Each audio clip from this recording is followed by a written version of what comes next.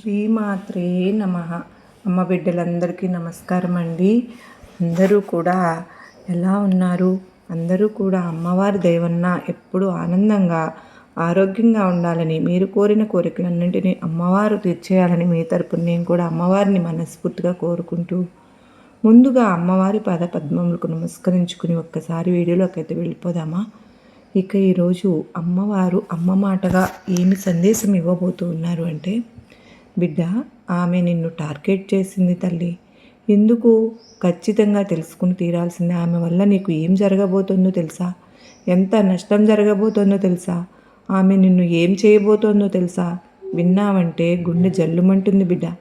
కానీ ధైర్యం తెచ్చుకుని విను. ఏది ఏమైనప్పటికీ కూడా నీ దుర్గమ్మ నీ పక్కనే ఉన్నాను అన్న ధైర్యాన్ని మాత్రం విడిచిపెట్టుకు. ఎవ్వరు కూడా ఈ ప్రపంచంలో నిన్ను ఎవ్వరు ఏమి చేయలేరు. నీ కోసం నేను 3 అతి పెద్ద అదృష్టాలను తీసుకొచ్చాను బిడ్డ. కానీ ఈ కిలాడి లేడీ అడ్డుకుంటుంది. ఆమె వల్ల నీకు అవమానం జరగబోతోంది. ఆ అవమానాన్ని నువ్వు తట్టుకోలేవు. జాగ్రత్త. అదే కాక నీ మీద విపరీతమైనటువంటి నరదృష్టి, కనుదృష్టి ఉంది బిడ్డ. వీటి అన్నింటి వల్ల కూడా నువ్వు ఏమవుతావో, నీ జీవితం ఏమవుతుందో అన్న కంగారు నీ దుర్గమ్మలో మొదలైపోయింది. వీటన్నిటి నుంచి నువ్వు బయటపడాలి. వీటన్నిటి నుంచి బయటపడే మార్గం కూడా ఈరోజు నేను చెప్పబోతున్నాను. ఆ కిలాడి లేడీ ఎవరో కూడా ఈరోజు చెప్పబోతున్నాను. జాగ్రత్త. ఒక్క 10 నిమిషాలు అన్నీ పక్కన పెట్టే నీ తల్లి ఏం చెప్తున్నానో జాగ్రత్తగా శ్రద్ధగా వినడానికి ప్రయత్నించు. లేకపోతే నష్టపోతావు, చాలా నష్టపోతావు. జాగ్రత్త అంటూ అమ్మవారు ఈరోజు ఒక హెచ్చరికతో కూడినటువంటి, ఒక నిగూఢ అర్థం దాగినటువంటి ఒక సందేశంతో వచ్చారండి. అమ్మవారి మాటల వెనుక చాలా అర్థం ఉంటుంది. చాలా చాలా పరమార్థం దాగి ఉంది. మనం కనుక అమ్మవారి మాటలు వినకుండా నిగూఢ అర్థాన్ని తెలుసుకున్నాము అనుకోకుండా, ఖచ్చితంగా మనకు రాబోతున్న కష్టాల నుంచి, ఆపదల నుంచి, ప్రమాదాల నుంచి మనం ఈజీగా బయటపడగలుగుతాం. ఎందుకంటే అమ్మవారు ఏదో ఒక సందేశం ద్వారా, ఒక సూచన ద్వారా, ఇలాంటి వీడియో ద్వారా, అలాంటి వాళ్ళ ద్వారా ఒక సందేశాన్ని పంపిస్తూ ఉంటారు. అవి అందుకోవడమే తరువాయి మన జీవితాన్ని చక్కగా బాగు చేస్తుంది అమ్మ. కనుక అమ్మవారి మాటలు వినుకున్న అర్థం తెలుసుకోవాలనుకుంటే వీడియోని ఎక్కడ స్కిప్ చేయకుండా, మిస్ చేయకుండా చివరి దాకా చూడండి. అమ్మవారు గుట్టంతా అక్కడే దాచి ఉంచారు. మన వీడియోకి ఒక చిన్న లైక్ అయితే ఇచ్చేసి వెంటనే వీడియో చూడటం మొదలుపెట్టండి. మన ఛానల్ని ఫస్ట్ టైం చూస్తూ ఉన్నట్లయితే ఛానల్ సబ్స్క్రైబ్ చేసుకుని సపోర్ట్ నాకు అందించండి. అదే నేను మీ నుండి ఆశిస్తున్నాను. శ్రీమాత్రే నమః అని కామెంట్ చేసి, టైప్ చేసి వీడియో చూడటం మొదలుపెట్టండి. అమ్మవారి ఆశీస్సులు మీకు త్వరగా దక్కుతాయి. మీ మనసులో ఉన్న కోరిక ఇంకా త్వరగా తీర్చేస్తారు అమ్మవారు. మరి అమ్మవారి సందేశాన్ని తెలుసుకుందామా? బిడ్డ, నువ్వు ఎంతో ప్రమాదంలో ఇరుక్కోబోతున్నావు.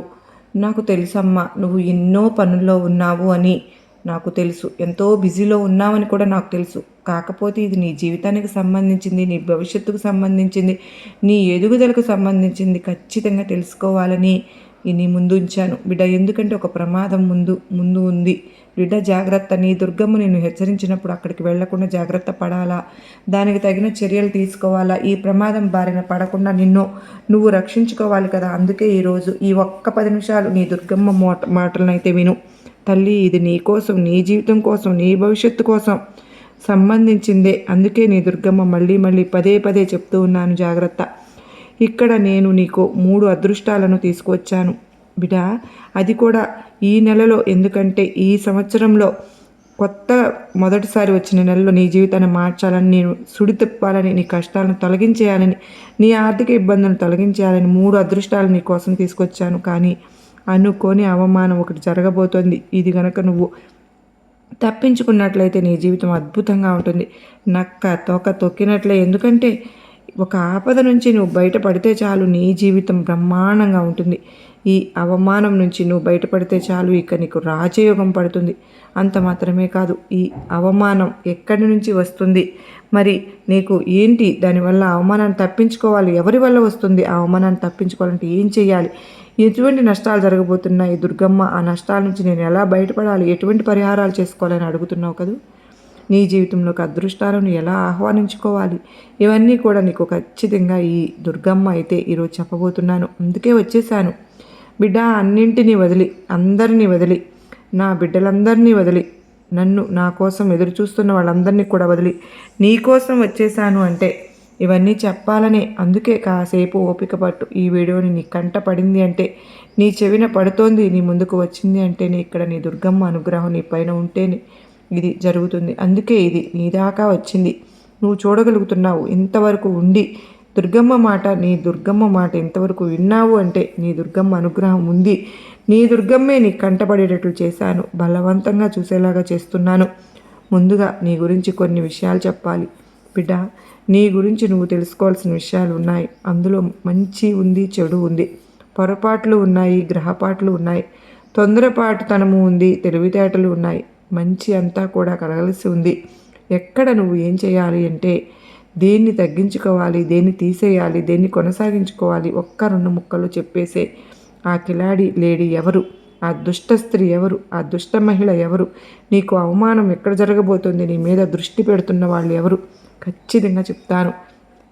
మరి తల్లి జాగ్రత్త. ఇప్పుడు ప్రస్తుతం నీ జీవితంలో జరుగుతున్నది చెప్పాలి అంటే ప్రస్తుత కాలంలో నువ్వు ఒక రకమైనటువంటి అయోమయంలో ఉన్నావు బిడ్డ. కన్ఫ్యూజన్లో ఉన్నావు. ఎలాంటి కన్ఫ్యూజన్ అంటే కనుక ఏదైనా పనిని మొదలు పెట్టాలి, లేదా ఒక వ్యాపారాన్ని, బిజినెస్ని మొదలు పెట్టాలి అన్నా కూడా, లేదంటే ఒక ముఖ్యమైన పని పట్ల నిర్ణయం తీసుకోవాలి అన్నా కూడా ఇది చేయాలా వద్దా, ఇది చేస్తే ఏమవుతుందో, ఇది అవుతుందా లేదా, ఇలా ఉండిపోతే బాగుంటుందా, ఇలానే ముందుకు జరిగిపోతే బాగుంటుందా, లేక ఇలాగే స్థిమితంగా ఉండిపోదామా, ఏ స్టెప్పు తీసుకోకుండా ఉండిపోదామా అలా అని చెప్పి ఈ ఒక్క పాయింట్ ఆఫ్ వ్యూలో ఎక్కువ ఆలోచిస్తున్నావు బిడ్డ.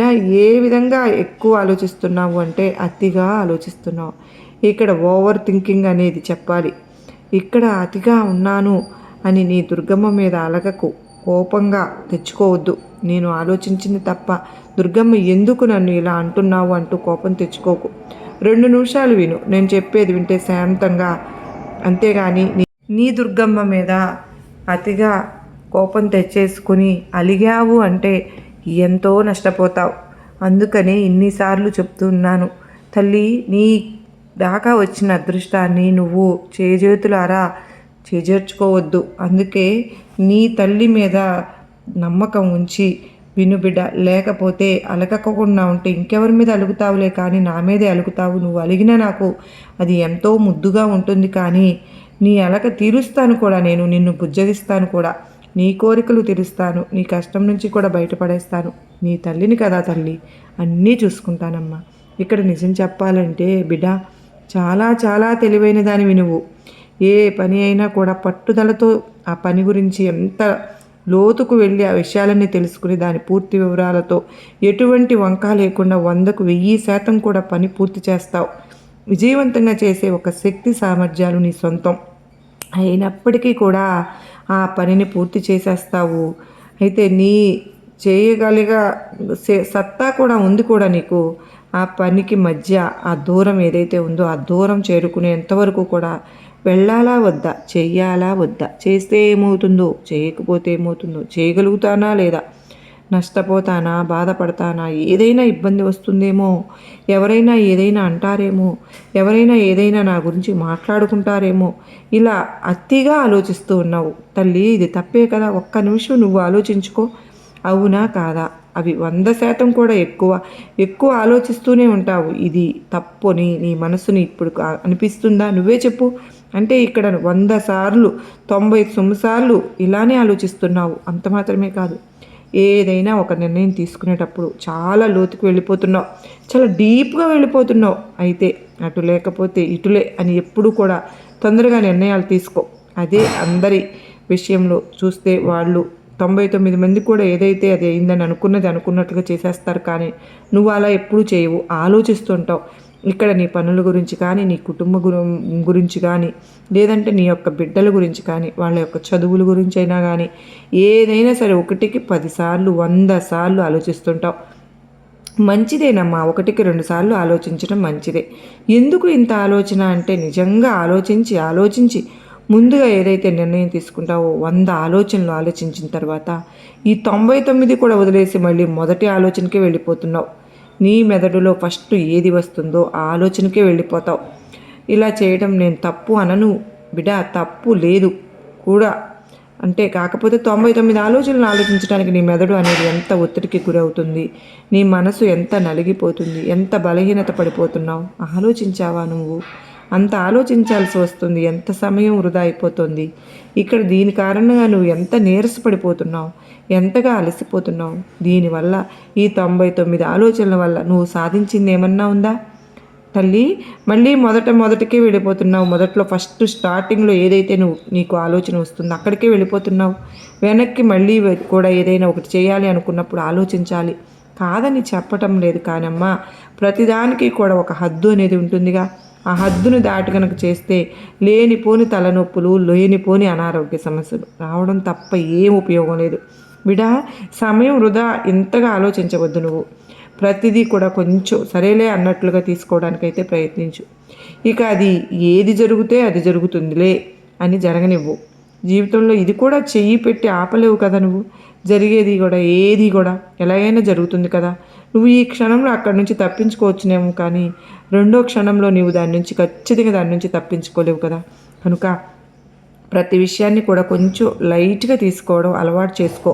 సులభంగా తీసుకోవడం వరకు నీ జీవితంలో చాలా సమస్యల నుంచి కూడా నువ్వు ఒడ్డెక్కుతావని నీకు తెలుసా? ఇప్పుడు నీ ప్రస్తుతం నువ్వు మార్చుకోవాల్సిన విషయం ఏంటో నేను చెప్తాను తల్లి. నీ గురించి నువ్వు ఎక్కువ ఆలోచించుకోవడం అంటే చిన్న తలనొప్పి వచ్చిందనుకో, లేదంటే ఎక్కడన్నా కొంచెం ఆరోగ్యం బాగోలేకపోయినా, లేదంటే పొద్దున్నే కొంచెం ఓపిక తక్కువగా ఉన్నట్లు అనిపించినా, హుషారు అనేది లేకపోయినా, సాయంత్రానికి లేకపోయినా నాకు ఏదైనా అయిపోతుందేమో, నాకు ఏదన్నా అనారోగ్య సమస్యలు వస్తున్నాయేమో, లేకపోతే నాకు ఇంకా ఏదన్నా అయిపోతుందేమో అని చెప్పి ఒక రకమైనటువంటి ఆతృత, ఒక బాధ, ఎక్కువ ఆలోచించడం, దీని వరకు ఎంత ఇబ్బంది పడుతున్నావో తెలుసా బిడా? అది ఏదో అలసట కారణంగా వచ్చింది.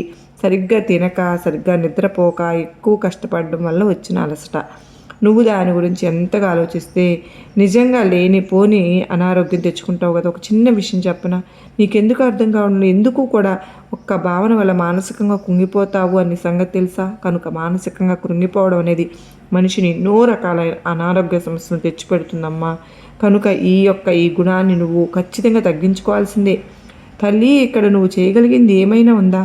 నువ్వు చక్కగా నీ జీవితంలో ఆరోగ్యంగా ఉన్నావా? మంచి ఆహారం తింటున్నావా? ఆరోగ్యకరంగా జీవిస్తున్నావా? లేకపోతే మంచి అలవాట్లను అలవర్చుకున్నావా? మంచి మనసుతో ఉన్నావా?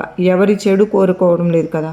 ఒళ్ళు వంచి కష్టపడుతున్నావా? ఇంటి దగ్గర చక్కగా కూర్చుని ఏదైనా అన్ని చిన్న పనులు నువ్వు చేసుకుంటున్నావా? మంచిగా ఉన్నావా? హాయిగా తినడం, హాయిగా నిద్రపోవడం, కంటి నిండా నిద్రపోవడం, సమయానికి అన్నీ చేసుకుంటున్నావా? ఇలా చేస్తున్నప్పుడు నీకేం సమస్యలు వస్తాయి బిడ్డ? ఇవి చూసుకో. ఇవి వదిలేసి అనవసరమైన విషయాల గురించి ఆలోచిస్తే సమయం అనేది వృధా. నీ ఆరోగ్యం చెడిపోతుంది. అంతేకాదు, కొంతకాలం నుంచి కూడా అనారోగ్య సమస్యలు నిన్ను ఇబ్బంది పెడుతూ ఉన్నాయి. అంటే చిన్నవే, ఎక్కువ కూడా కాదు, కానీ వాటిని నువ్వు పెద్దగా ఆలోచించి ఎక్కువ తీసుకుంటున్నావు. ఎక్కడ ఒత్తిడికి గురైపోతున్నావో దానివల్ల నీకు జబ్బు అనేది చేస్తుంది కూడా. ఎక్కువగా ఆలోచిస్తూ ఉంటే కూడా ఇలా ఆలోచిస్తూ పోతూ, భయపడుతూ పోతూ, కంగారు పడిపోతూ ఉన్నావు అంటే చిన్న చిన్న వాటికి ఏదైనా అనుకుంటారేమో, అయ్యో వారితో నేను ఈ మాట చెప్పేశానేమో, అది వారికి తెలిసిపోతుందేమో అని చెప్పి కంగారు పడిపోవడం, ఇటువంటివన్నీ కూడా అనవసరం కదా తల్లి. ఎందుకంటే నువ్వు ఎవరి గురించి అయితే ఆలోచిస్తున్నావో వారు నీకు ₹1 ఏమన్నా ఇస్తారా? నీకేమైనా సమస్య వస్తే ఒక 10 రూపాయలు నీకు అవకాశం వస్తే ఉపయోగించుకోవడానికి వాళ్ళు సహాయం చేస్తారా? లేదు. వారి జేబులో నుంచి తీసి నీకు ₹1 కూడా ఖర్చు పెట్టరు. అలాంటప్పుడు ఎవరి గురించి ఎందుకు బిడ్డ నువ్వు ఆలోచిస్తున్నావు? నీకు కోపం వచ్చినా సరే ఇలాంటివన్నీ కూడా ఆలోచిస్తే టైం వృధా కదా. ఇక్కడ నువ్వు ముఖ్యం. నీ జీవితం నీకు ముఖ్యం. నువ్వు హ్యాపీగా ఉన్నావా? నువ్వు సంతోషంగా ఉన్నావా? నీ ఫ్యామిలీ సంతోషంగా ఉందా? నీ కుటుంబం సంతోషంగా ఉందా? నీ బిడ్డలు సంతోషంగా ఉన్నారా? టైంకి పనిచేస్తున్నావా? టైంకి తింటున్నావా? ఆరోగ్యాన్ని చూసుకుంటున్నావా? ఇది కదా నువ్వు చూసుకోవాలి. నీ కుటుంబము, నీ జీవితము, నీ జీవిత ప్రయాణంలో నీ బిడ్డల యొక్క, నీ భాగస్వామి యొక్క, ఇవన్నీ కూడా నీ తర్వాతనే వాళ్ళు. నీ గురించి ఫస్ట్ నువ్వు చూసుకో, ఆలోచించుకో. నువ్వు బాగుంటేనే కదా అందరూ బాగుంటారు.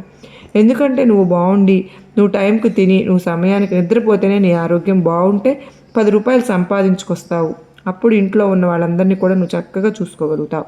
కనుక ముందు నిన్ను చక్కగా ఉంచుకోవడానికి, కాపాడుకోవడానికి ప్రయత్నించు తల్లి.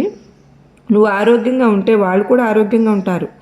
నీలో మొదట మార్పు రావాలి. ప్రతి చిన్న విషయానికి కూడా గాబరా పడిపోవద్దు. చూసి చూడనట్టు కొన్ని వదిలేస్తూ పోవాలి, కొన్ని పట్టుకోవాలి, కొన్ని విడవాలి. జీవితం అన్నాక ఇది ప్రస్తుత కాలంలో నువ్వు అనుభవిస్తున్నట్టు సమస్యల్లో ముఖ్యమైన సమస్య ఇది.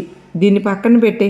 ఇంకోటి ఎక్కువగా అలసిపోవడం, చిటికీ మాటికి కొంచెం కోపం ఎక్కువగా వచ్చేయటం, ఏదైనా సరే కానీ ఎవరి గురించి అయినా కానీ నేను వదిలేసేయాలి, నేను పట్టించుకోకూడదు, వీరి గురించి అనవసరంగా ఆలోచిస్తున్నాము అని చెప్పి వాళ్ళ గురించి వదిలేద్దామని చెప్పి అనుకుంటాం.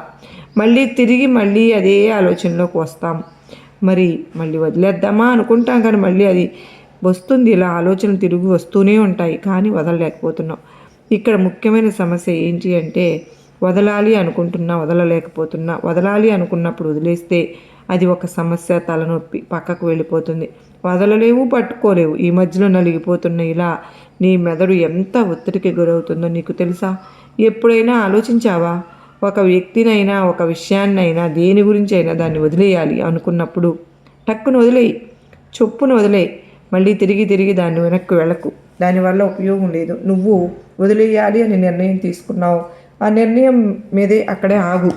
లేదు, దాని దగ్గర నిలబడకపోతే, నీ మనసు నువ్వు చెప్పిన మాట వినకపోతే, నీ ఆధీనంలో ఉండకపోతే, నిన్ను నువ్వు ఆధీనంగా కంట్రోల్లో చేసుకోలేకపోతే ఎవరు నిన్ను కంట్రోల్ చేస్తారు? నీ పిల్లలు కంట్రోల్ చేయగలుగుతారా? నీ కుటుంబ సభ్యులు నిన్ను కంట్రోల్ చేయగలుగుతారా? నీ యొక్క వృత్తిని ఎవరైనా కంట్రోల్ చేయగలుగుతారా? అది నువ్వే కదా నీ కంట్రోల్లో, నీ ఆధీనంలో, నీ అదుపులో పెట్టుకోవాలి ఏదైనా సరే. కానీ మొదట నిన్ను నువ్వు నియంత్రించుకో, నిన్ను నువ్వు అదుపులో ఉంచుకో. ఒక ఆలోచన వద్దు అనుకున్నప్పుడు దాన్ని తీసి పడేయి. దూరంగా, నీ కంటికి కనపడనంత దూరంగా దాని గురించి ఆలోచించుకో.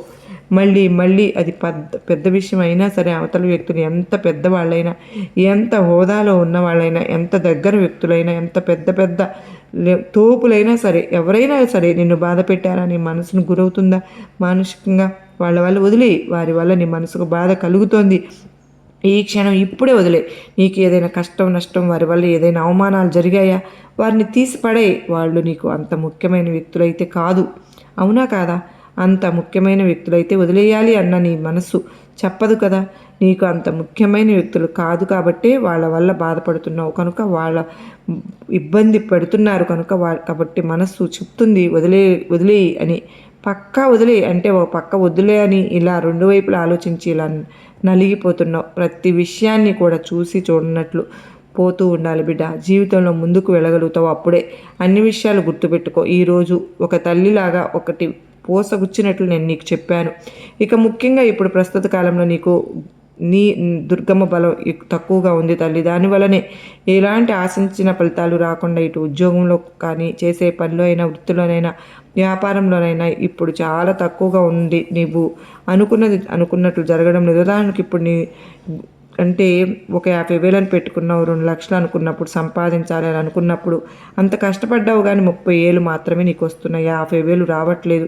అయ్యో రాలేదే అని చెప్పి దాని గురించి మళ్ళీ ఎక్కువగా అతిగా ఆలోచించి బాధపడిపోతూ ఉంటున్నావు. కనుకనే నీ టార్గెట్ నువ్వు అందుకోవాలి, రీచ్ అవ్వాలి అని అనుకుంటే అలా రీచ్ అవ్వటానికి కారణం నీ దుర్గమ్మ బలం అనేది పెంచుకో. ఇప్పుడు నీకు ఆ దుర్గమ్మ బలం పెరగాలి అంటే నీ దుర్గమ్మ అనుగ్రహం కావాలి, అది కూడా చెప్తాను. ఇంకొకటి ఏంటంటే బిడ్డ, మీ మీద నరదృష్టి చాలా ఎక్కువగా ఉంది. చిన్న వాటికే నీకు కోపం రావడం, దీనంతటికి కారణం ఆ నరదృష్టి ఎక్కువగా పనిచేస్తున్నప్పుడు అలసిపోవడానికి కారణం కూడా నరదృష్టే.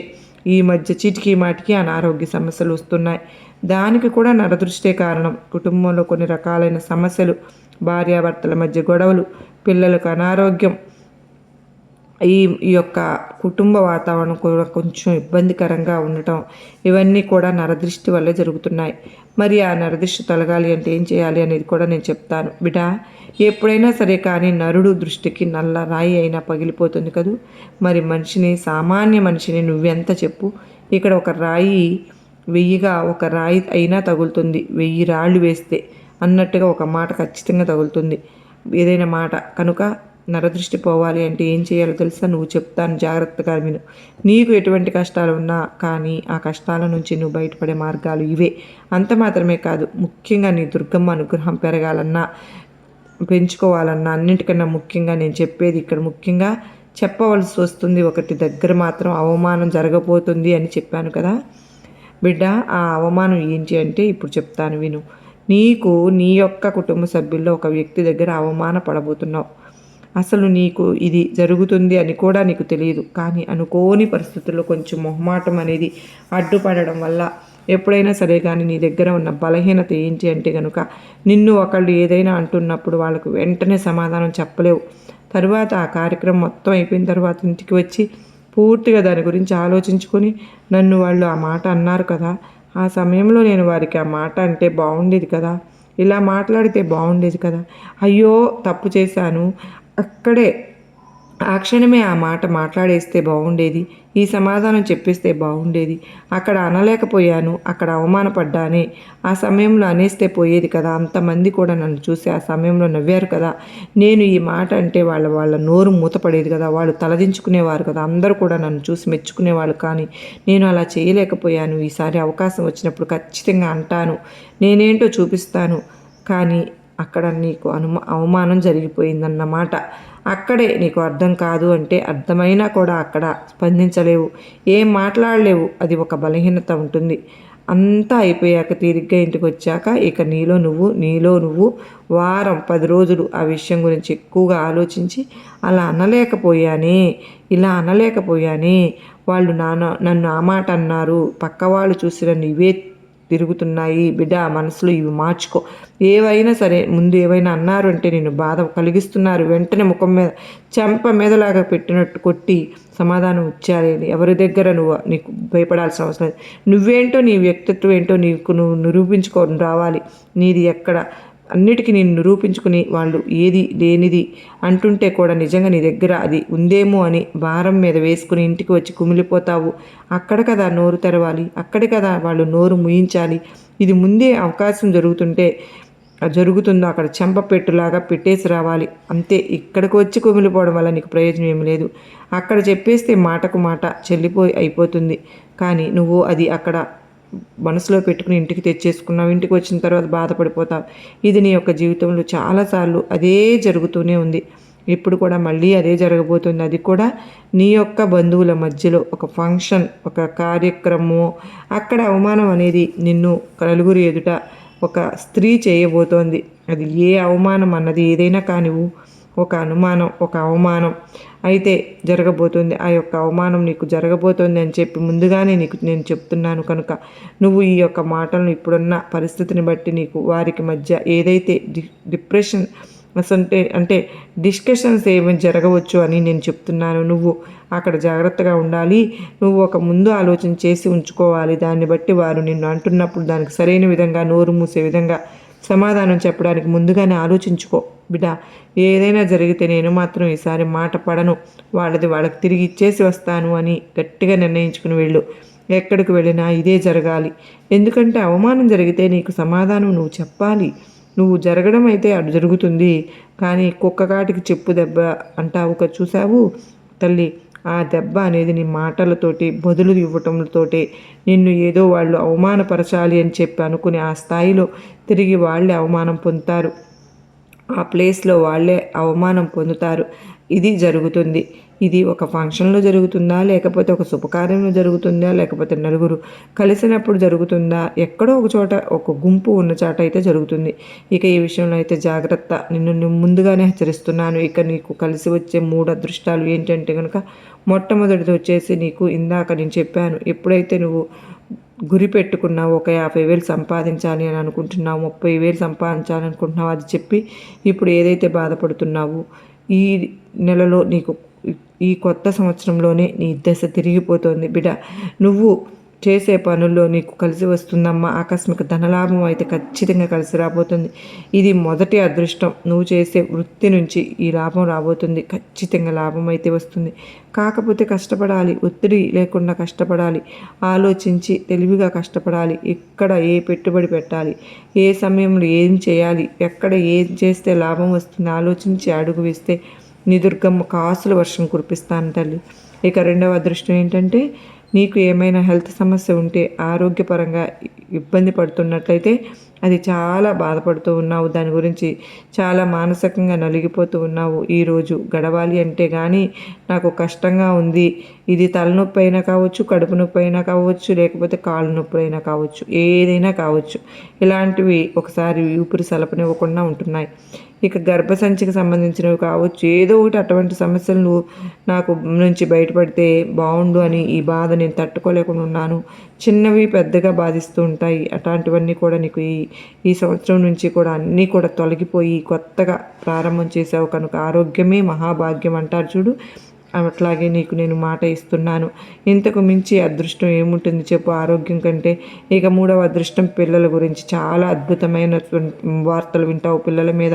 ఎన్నో ఆశలు పెట్టుకున్నావు. పిల్లలు చదువుకోవాలి, బుద్ధిగా ఉండాలి, చెప్పిన మాట వినాలి, నలుగురిలో మంచి పేరు తెచ్చిపెట్టాలి, ఇలాంటి చెడ్డ పనులు చేయకూడదు, ఎలాంటి చెడ్డ అలవాట్లకు పోకూడదు, వాళ్ళు మంచి పేరు తెచ్చుకోవాలి, వాళ్ళు బాగుండాలి అని ఏదైతే బిడ్డల గురించి ఆలోచించావో దానికి తగ్గట్టుగా నీ బిడ్డలు నీకు నడుచుకుని చూపిస్తారమ్మా. వారి మాటలు చూసి నీకు ఒక రకమైనటువంటి సంతోషం కలుగుతుంది, చెప్పలేని ఆనందం కలుగుతుంది. ఇది నిజంగా నీ జీవితంలో చాలా ఆనందపడే విషయం బిడ్డ. అయితే ఇక్కడ ఈ నెలలో ఏదైతే ఉందో అక్కడి నుంచి కూడా నీకు అద్భుతాలు జరుగుతాయి, మొదలైపోయాయి కూడా. ఖచ్చితంగా నీ జీవితం ఈ కొత్త సంవత్సరంలో అద్భుతంగా ఉంటుంది. ఇక నీ దుర్గమ్మ అనుగ్రహం పెరగటానికి, నీకు నా బలం పెరగటానికి ప్రతిరోజు కూడా కాసిందంత పసుపు తీసుకో, నుదుటిని ధరించు. ఒక్కసారి నీ దుర్గమ్మ మందిరానికి వెళ్ళి చక్కగా కుంకుమను నుదుటిని ధరించు. ఒక్కసారి నీ దుర్గమ్మకు పసుపు పచ్చని పువ్వులను, ఎర్రటి పువ్వులను అందించు. అక్కడ ఒక చక్కగా ఒక పూజ అనేది చేసుకుని, కుంకుమ పూజ అలాంటిది ఏమైనా చేసుకుంటే నీకు అమాంతం డబ్బు పెరిగిపోతుంది. అప్పుడప్పుడు నీ దోషాల్లో ఏ ఎన్నున్నా అన్నీ తప్పించుకుంటాయి. ఎక్కడికైనా బయటకు వెళ్ళి రాగానే ఇంట్లోకి వచ్చేటప్పుడు మాత్రం వచ్చాక కాస్తంత ఉప్పుని తీసుకుని నీ తల చుట్టూ తిప్పి బయటపడేసి స్నానం చేసే నీటిలో గుప్పుడు రాళ్ళు ఉప్పుని వేసుకుని కలిపి స్నానం చెయ్యి. నీకున్న నరదృష్టం మొత్తం కూడా తొలగిపోతుంది. ప్రతిరోజు నీ దుర్గమ్మ కుంకుమను నుదుటిన ధరించావు అంటే నరదృష్టి నిన్ను సోకద బిడ. నీ దుర్గమ్మ కాపాడుకుంటుంది, రక్షించుకుంటాను కనుక నీ దుర్గమ్మ తల్లి చెప్పిన జాగ్రత్తలన్నీ కూడా గుర్తుంచుకుని పాటించు బిడ్డ. నీకు వచ్చిన నష్టం ఏమీ లేదు. నీ దుర్గమ్మ నీ వెంటే ఉన్నాను, నడిపిస్తాను అంటూ అమ్మవారైతే ఈరోజు ఒక అద్భుతమైనటువంటి సందేశంతో వచ్చారు కదండి. మీకు ఈ సందేశం నచ్చిందనే భావిస్తున్నాను. మరలా అమ్మవారి సందేశంతో మరలా మీ అందరినీ కలుసుకుంటానండి. అంతవరకు ఆ తల్లి కృప, కరుణ, కటాక్షములు మన అందరిపైన నిండుగా మెండుగా ఉండాలి అని చెప్పి మనస్ఫూర్తిగా ఆ తల్లిని వేడుకుంటూ, ఆ తల్లి మనందరికీ కూడా అష్టైశ్వర్యాలను, ఆయురారోగ్యాలను ప్రసాదించాలని అమ్మవారిని వేడుకుంటూ, అమ్మవారి కుంకుమ పూజలను మనం అప్పుడప్పుడు శుక్రవారము ఆ టైంలో చేసుకోవాలని అమ్మవారు గారు సూచించినట్లుగా మనందరము అలా చేసుకోవాలని చెప్పి మనస్ఫూర్తిగా ఆ తల్లిని వేడుకుంటూ, ఆ శక్తిని ఆ తల్లే మనకు ఇస్తుంది. మనం మొదలు పెట్టుకుంటే ఆ శక్తి మనకు అమ్మ ద్వారా మనకు లభిస్తుంది. ఖచ్చితంగా అమ్మను ప్రతిసారి కూడా దర్శించుకోవడానికి ప్రయత్నం అయితే చేయాలి. ఆ తల్లి ఆశీస్సులు, ఆ తల్లి దయ మనకు ఉంటే ఇంకేం కావాలండి. అమ్మ దయ ఉంటే అన్నీ ఉన్నట్లే కదా. మరి మరలా కలుసుకున్నంత వరకు అందరికీ నమస్కారం అండి. ఓం సాయిరాం. శ్రీమాత్రే నమః. సర్వే జనా సుఖినో భవంతు. లోకా సమస్త సుఖినో భవంతు.